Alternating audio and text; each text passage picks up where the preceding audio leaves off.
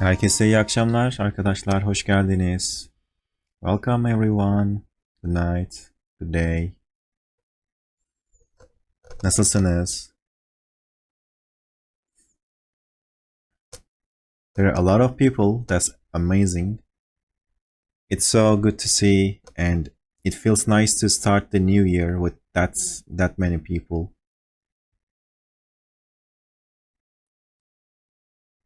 Ben de iyiyim, teşekkürler.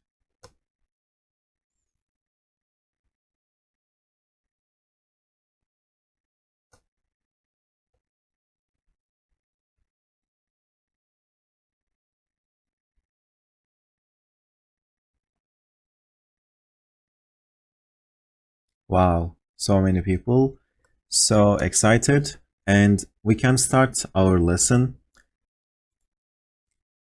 I see some new faces. For them, I will do a quick introduction. You can type in the lessons text channel, but you have to go into the thread. You can see the thread as a sub channel. Okay, and after that, you need to click on the thread. There are a lot of people in the chat right now.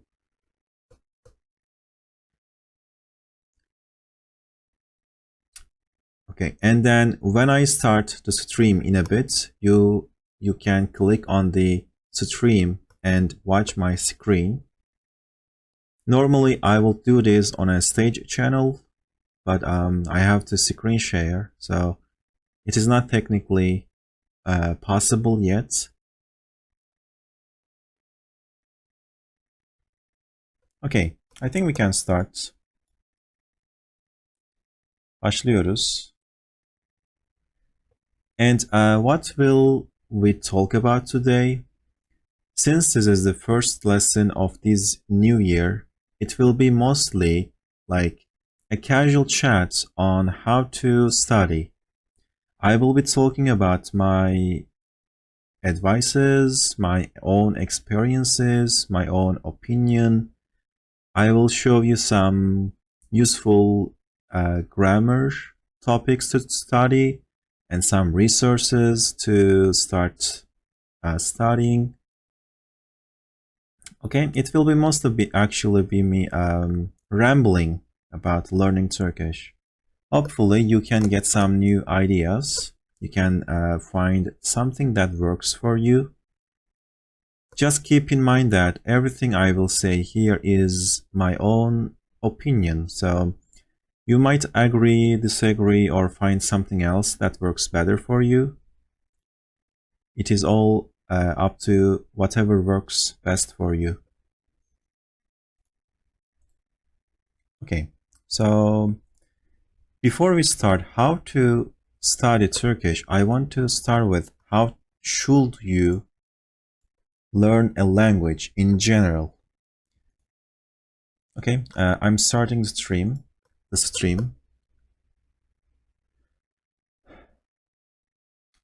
screen came just now. Şimdi açtım.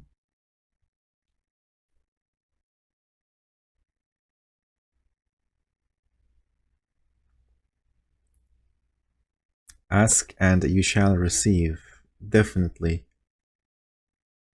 So, regardless of what language you are studying, regardless of whether it's regardless of it's Turkish, German, English, whatever, there are a few important things that apply to them all. And these are the main points you need to keep in mind. Like, the first one is consistency. That's like the first key to learn a language. And how can you be consistent with learning?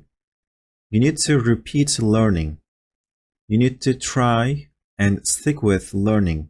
It doesn't do any good if you study hard for a week and then give up for a month or for a year.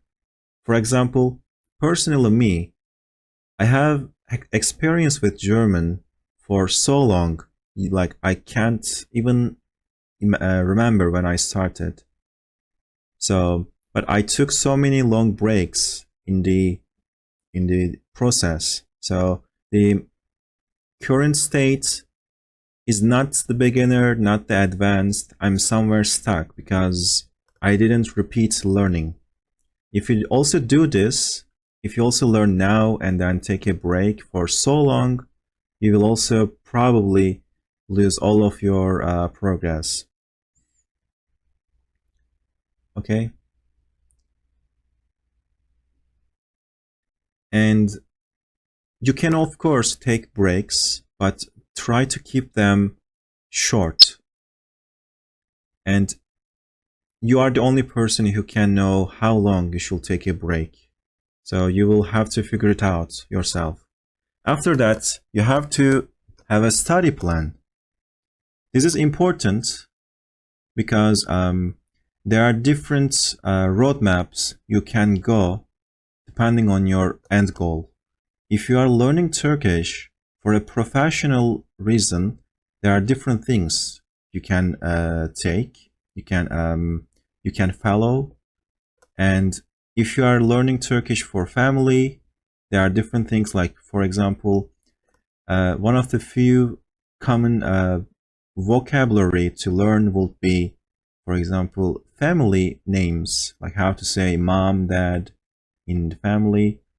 So your goal is important. Most of the time, people here learn Turkish for their friends, family, or just for an interest.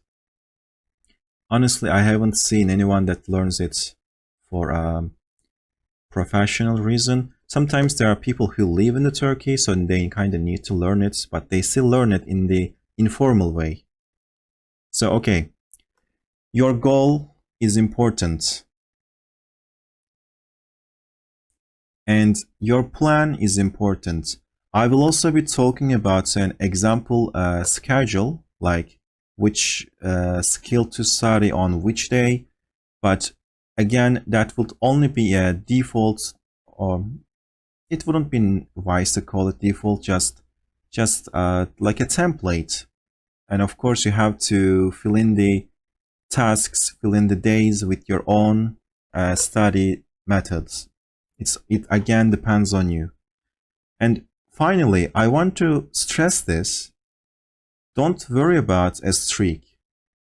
A lot of people put too much stress on themselves for to keep their streak, whether it's on Duolingo or another different app.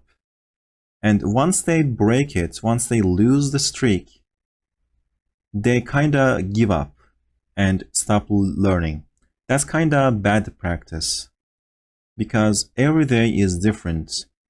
One day you can have a lot of time to study, and the other day you can't have any time to study. So it doesn't matter if you lose the streak, if you break your habits. Actually, the habits, no, that's not a right word. If you break your plan for that day, that's a better way to put it. And sometimes, at some point,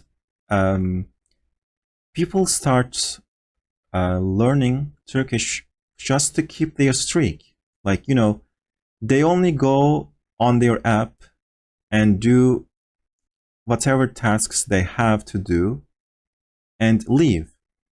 They don't learn anything, so it's not even efficient.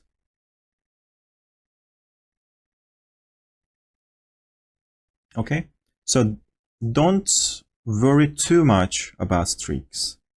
It could be useful, it could motivate you, but don't, as they say, don't sweat over it. If you lose it, it's okay. You can, again, start where you left. Like for me personally, when I learn a language, sometimes I get carried away with other things and take a break for a week, 2 weeks, but then I kind of feel inspired again and start learning from where I left. Depends on how much I remember. Sometimes I start from the beginning, sometimes I start from, I don't know, in the middle of the topics. So yeah, don't beat yourself up about it, is what I am saying. It is, of course, useful, but it's not the end of the world. I know a lot of people who give up because they feel like they can't learn anymore when they lose their streak. It's not that important. It is important, but not that important. Okay? By the way, I'm also reading your comments in the chat. Feel free to share your thoughts with others. It will make this session more rich in context, more rich in ideas, because your participation is also important. And next thing is exposure. You need to expose yourself to Turkish. And how can you do that? For example, the first thing is, of course, making friends or chatting in off-topic. I will also be talking about how to use this server efficiently to learn Turkish or to practice Turkish. We will talk about that. But yes, making friends is important to get yourself some nice exposure to the language. Find the Turkish sevgili. Yes, exactly.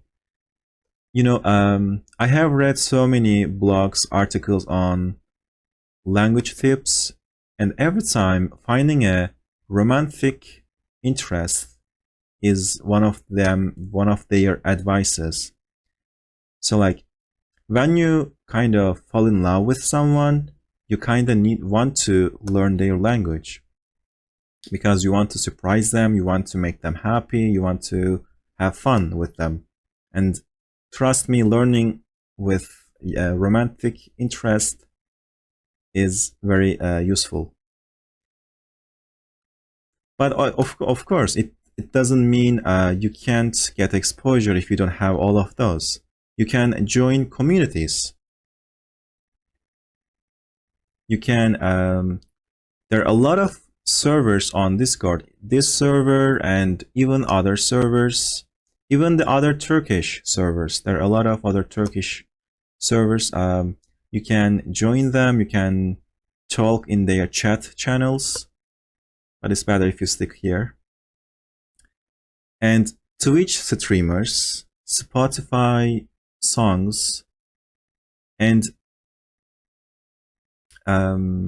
maybe even if you are still using Facebook groups, Instagram pages, like watching or reading memes is also one of the best things to do when you learn a language. Memes teach you, you know, how people think to make a joke, and they teach you about the pop culture. You can know what is going on in a country with memes. And entertain yourself. Having fun is important. You can watch movies, TV shows, whatever that interests you.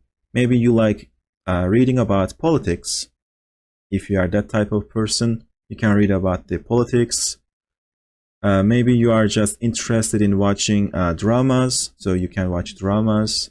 So entertain yourself. Have fun while learning. Yeah, whatever works for you, just keep having fun and keep learning. And finally, the last point here, understanding logic. I wanted to add this because sometimes I see people asking, why is this like that? Sometimes, actually most of the time, there are answers, like because there are grammar rules, there are explanations, but sometimes there is no simple answer. Sometimes things are just the way they are. Sometimes it is just because. So when you hit that block, you have to accept and move on. So instead of questioning everything, maybe you should learn how something works. For example, in Turkish, when you have something, the grammar structure is the same way you say my, for example, if you have a car, my car exists. We have the same structure, the same words for that. And from the English viewpoint, you will be like, why would you say that if you have a car? We know that it exists, but that's just Turkish. And that's just the Turkish logic. So also the other notorious topic, as we call it, the accusative case. There are still mysteries of that topic even us native speakers can't explain. The position of a word or the context change whether you should have accusative or not. So sometimes it is better to accept things at that and move on. Maybe later on you will develop a different feeling or understanding of that. Okay, not everything has to make a sense. You need to understand the logic behind the language. You need to understand how the language is constructed, how it works. Each language has different systems. And I also remember watching some documentaries on how people think differently in different languages. Like, I can't give you a certain example right now, I don't remember it that much, but when something happens, people have different ways to express it in different languages. So Turkish is nothing like English when it comes to grammar and vocabulary, especially grammar. We have a different word order, different sentence structure. So maybe you are not a native speaker, native English speaker here, but maybe you are German, French, Russian, I don't know, but putting this from the English, there will be a lot of differences. So sometimes it is better to compare your language to Turkish, but it doesn't work every time. So when you feel like it's not working, it's better to move on. Okay. We have a schedule for practice sessions. It's every Monday on the same time. I don't know what time it is for you right now, but it starts at the same time when this started. Okay, so that was the first the quarter first of this lesson.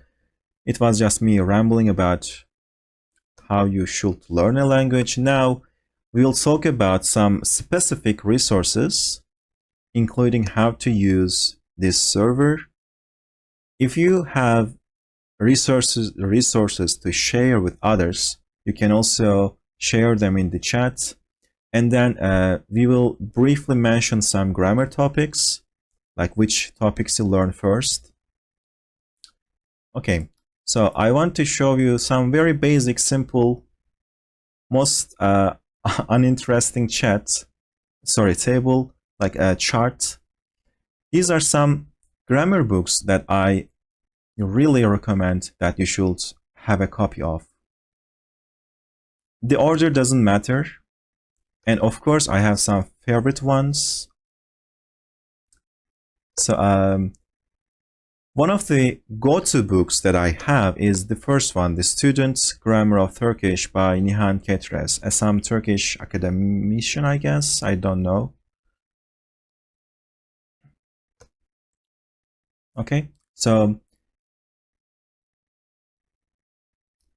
grammar books are useful when you want to do a research on a specific grammar topic. Like, I really recommend you should keep a grammar book at your disposal. So like whenever you get curious about how something works, you should go to your book and read that chapter to have a better understanding how something works.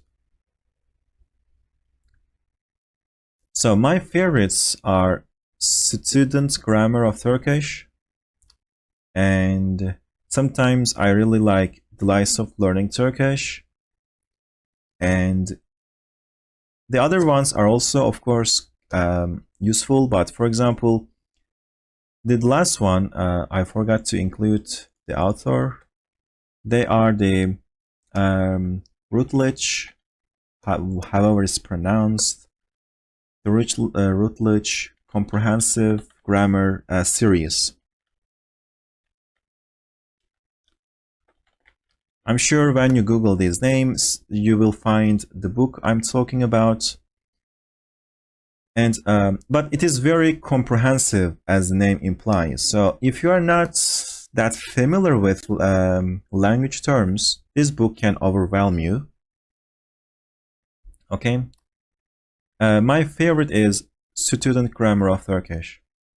It still uses grammar to explain things. I mean, it is still a very detailed book in grammar, but it kind of explains everything in a very beginner-friendly way. It tries to teach, like, I kind of find it useful for everyone, even if you are not a language nerd. Like, comparing it to the last one, the comprehensive grammar, this one is the last one is kind of for the language nerds. There are a lot of terms in there. It's kind of a bit overwhelming. Okay, and after the lesson, when I give you these PowerPoint slides, I will also include online links that you can purchase. If you don't want to purchase, it is up to you to find a copy of them. Okay, and before we move on, I am taking a look at the list again to see if there's something I didn't mention. So for example, this one by John Guis, I don't know, The Turkish Language Explained for English Speakers. If you're an English speaker, that book can also help you. It kind of explains Turkish grammar for English speakers, as the name implies. There are a lot of Turkish topics put in the English way. Okay, so next one, graded course books and textbooks. This list is not complete, by the way. I will be adding a few more here with you. So there are those course books that you can use if you like using course books. They are graded, as in there's beginner books for A1, A2, B1, B2, C1, C2. And there are different exercises. There are different activities like reading. I think there's even like audio, like CDs for audio if you can't find them. They are from like official institutions that teach Turkish in Turkey. For example, the Yunus Emre Institute, or Istanbul University Language Center, or Ankara University Tömer. So they have graded course books. Of course, there are a few more on the internet, but these are the most common. These people who learn Turkish from an institute, they use these books. And there are a few more here I will add into textbooks. These are my favorites. If you can find them, they will really help you. Let me see. I will check the author's name. Okay, I just found it. So this book, maybe I can also just show you the pictures so you can remember and see what I'm talking about. As the name implies, Yabancı Dilim Türkçe by Hakan Yılmaz and Zeki Özer.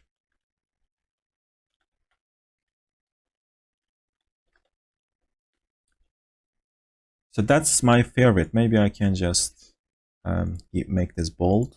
Yes. This is also graded. There are different levels for each level. There are different books. I think there are like 5 books for each level.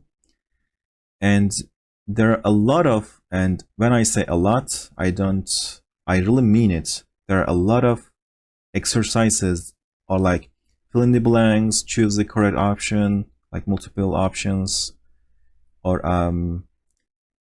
match the numbers with letters, just like how I do with my homework assignments in the server. If you are familiar with that, you can find a lot of them, a lot of similar other exercise in that book. And also, one more book that I really recommend as my favorite one is the Turkish series, the Türkçe Okuyorum series. Oh, it's by the same person, Hakan Yılmaz. This one, Türkçe Okuyorum. That literally means I'm reading Turkish, so that one is useful for reading practice. Hakan Yılmaz. So I really recommend these last 2. Yabancı dilim literally means my foreign language Turkish. And Türkçe okuyorum, it literally means I'm reading Turkish. The most common 10 verbs to learn in Turkish. Top 10 common verbs in Turkish. So like you can start with yapmak, olmak, gitmek, gelmek. Wait, I need more lines. Of course, etmek, yemek,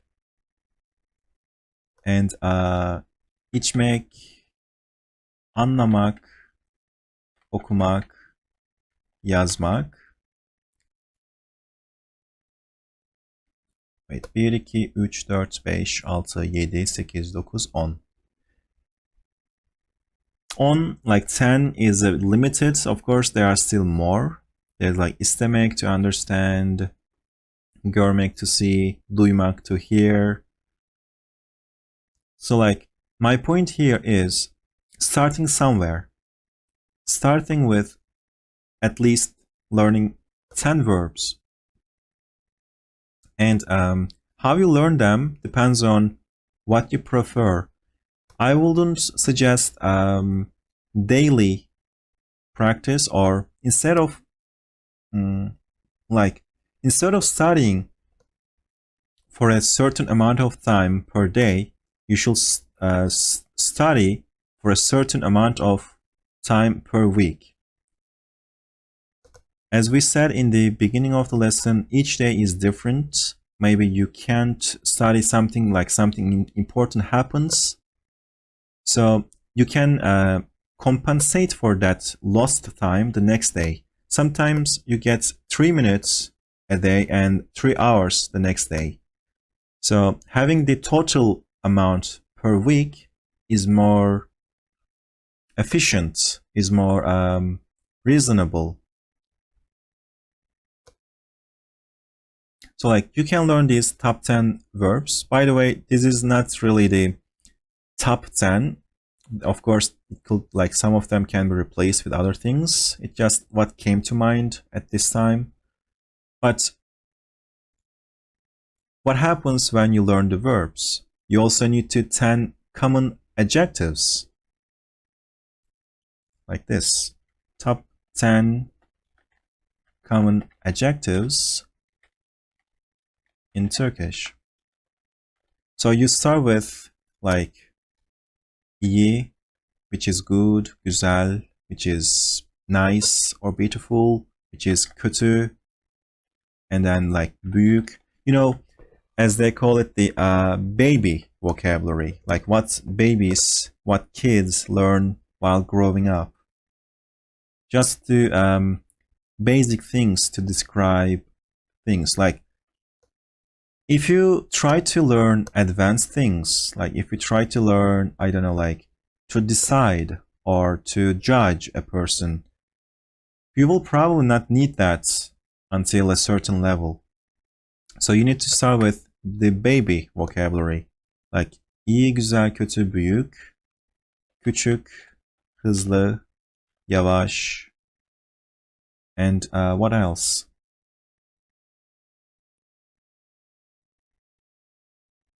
You can suggest it in the chat. In the meantime, wait, I need to bring this here.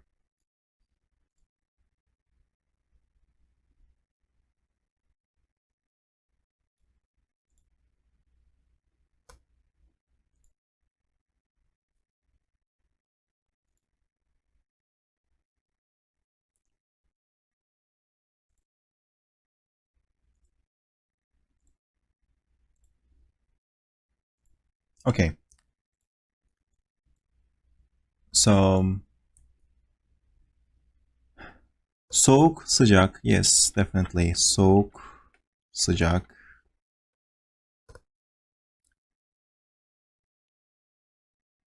Wallpaper. Uzun, kısa. So yeah, the list goes on. The 10 is very limited.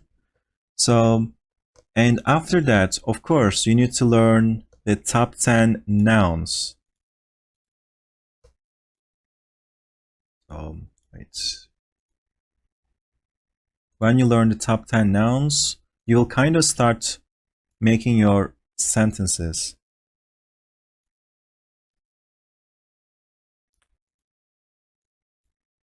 So like, and if you remember, I mentioned you should decide on your purpose, like your goal to learn Turkish. This depends on why you need to learn Turkish. If you're learning Turkish for family, you can start with family names like anne, baba, or if you have cats, like if you have pets, you can start with them. Kedi, köpek, like cat and dog. And if you have some like belongings, like car, ev, like house, wait, araba, not car, ev,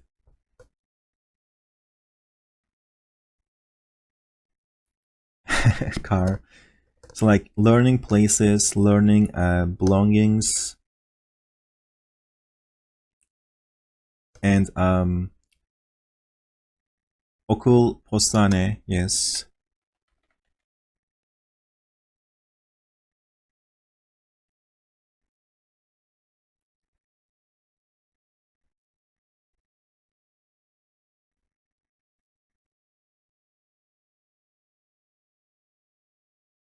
Okay, so okul, you can also think about at this point you need to stick with the baby vocabulary. Top 10 nouns, we are listing those. Bahçe, ağaç, ağaç is important.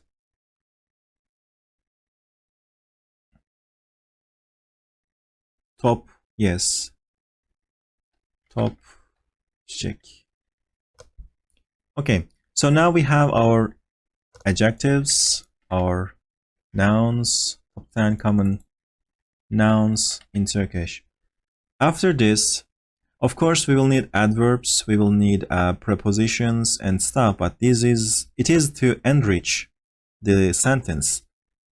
But you can start making sentences at this point. But of course, before making sentences, I want to fit it into this table, like here. Grammar. Top 10 grammar to learn, or the top 10 grammar in Turkish.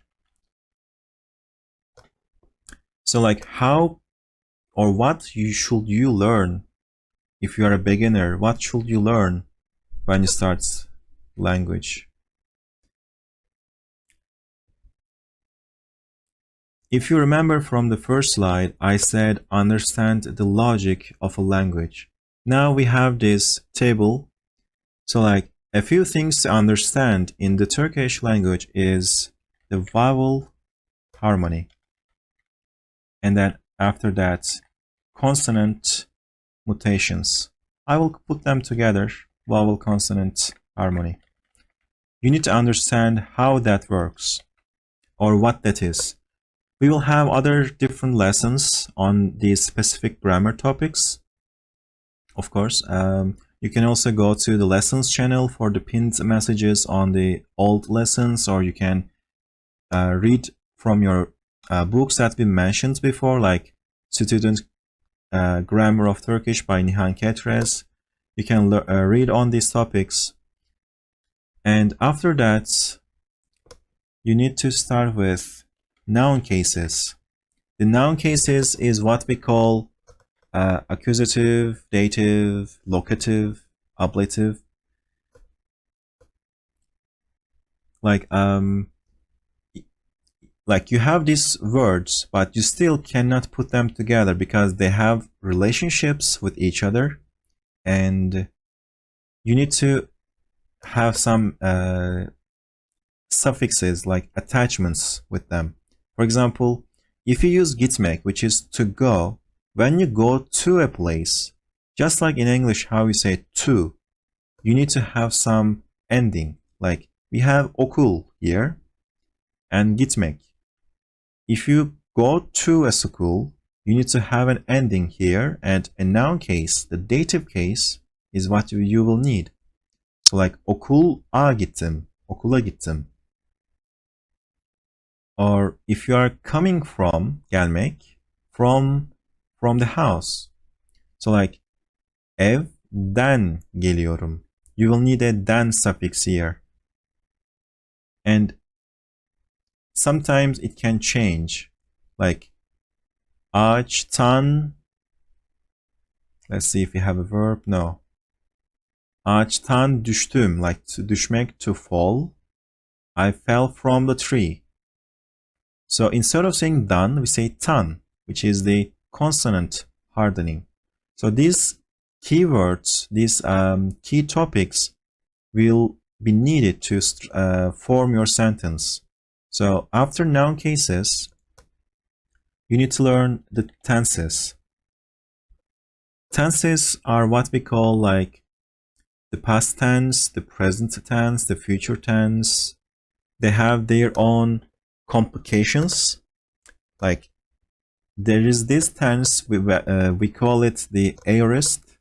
It is also known as the simple present tense, but it's not really being used for the present tense. It's like timeless tense or the general tense. We use it for a lot of other things. Like if you want to tell someone that you will join a party but you don't want to make promise, you use that tense. You say gelirim instead of geleceğim. Instead of saying I am going to come, gelirim is like, okay, I will probably come.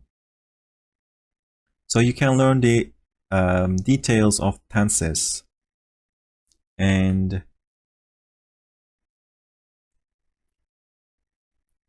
an example to that, like we have köpek. So like, and then büyük. Like büyük means big. Büyük bir köpek gidiyor. The yor suffix is the like progressive tense. So if you know the tense, you can put köpek, büyük and gitmek in one sentence. Büyük bir köpek gidiyor.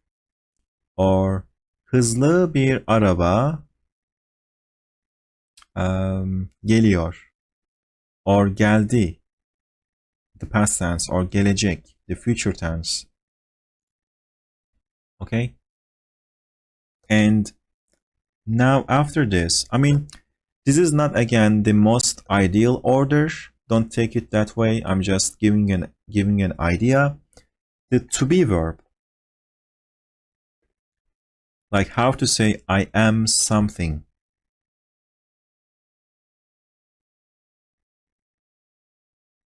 It is also very tricky So like if you want to say I am a student, you can use this to be verb.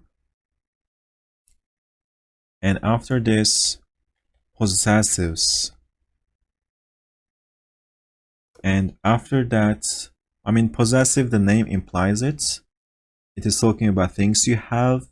So like you will be learning how to say my car, like benim arabam, benim evim, or your car, senin araban, senin evin. Okay? And after that, the points, the sentences will be like a collection of several sentences. Like you will be combining or putting two sentences together. And for that, you need conjunctions. Conjunctions are things like ve, and, but, ama, or with, ile. Like just like in English, you can say a sentence and then say ve, and a different sentence. This way, you can have a longer or bigger thing to say. Conjunctions and postpositions. Yes, exactly. Postpositions are things to things about the location or the relationship between two objects, like in front of, behind, on top of, under. These are postpositions. So like the order kind of matters here, because if you try to learn postpositions before learning possessives, you will be confused, because in Turkish, postpositions use possessive suffixes. Just like in English, actually, sometimes like in front of, there's an of thing here that shows the connection. Like in front of the TV, the front belongs to the TV. So you need to indicate that possessive relationship. Okay? So now a few advanced things. We have verbal nouns. Verbal nouns are what we use to use verbs as a noun. Like we have gitmek, but sometimes this action is what you're talking about. Like if you say like, I like going. In this context, the action going is what you like. So you use it as an object. So in Turkish, that changes. We use a few verbs. Like we say ma or mak. Gitmek istiyorum. Or gitmeyi seviyorum. I hope you can see the connection I put between these grammar topics. Like if I say gitmeyi seviyorum, there is the verbal noun here, me, and the accusative case, yi. If you learn the verbal nouns before learning noun cases, you will be confused, because gitmeyi, there will be a different suffix, and if you don't know what an accusative is, you don't know why we have yi. Okay? And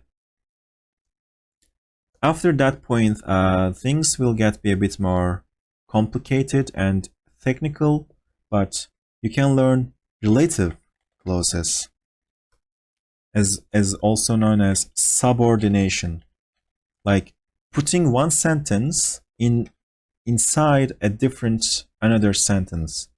Like if you see something, simply you can say like, I saw a cat. Ben bir kedi gördüm. But sometimes we see other things. Sometimes we see a person doing something. As in, he came, o geldi, and I saw that. I saw that action. For that kind of sentence, you need the subordination. So you will be saying, ben onun geldiğini gördüm. And you can hear a lot of adjustments like geldiğini gördüm.